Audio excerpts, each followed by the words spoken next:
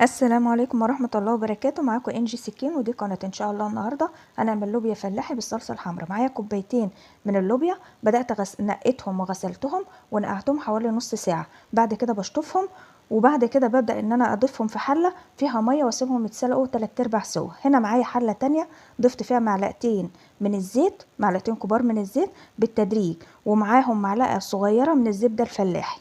وهنا معايا بصلة مفرومة ناعم، هبدأ ان انا اشوح البصلة لغاية ما تدبل. بعد كده بضيف توم وسبع بهارات وورق لورا وكمون وكزبرة. طبعا السبع بهارات بيكون فيها القرفة، عشان كده انا ما ضفتش قرفة. وهنا ضفت بقية الزيت، وهبدأ ان انا اشوح لغاية ما بنوصل للمرحلة دي. بعد كده معايا كوبايتين من عصير الطماطم المتسبكة، ببدأ ان انا اضيفهم واضيف الملح. هنا اللوبيا بتبدأ ان هي في الغليان لغاية ما تسوى. طبعا كنت ضفت معلقة من الصلصة الجاهزة، وهنا بظبط الملح وبسيبها لغاية ما تغلي، وبعد كده بضيف لها مية مغلية واسيبها لغاية ما تستوي، وبتظهر بالشكل ده. وهنا دي طريقة التقديم بتاعتها. اتمنى الفيديو يكون عجبكم. استودعكم الله الذي لا تضيع ودائعه.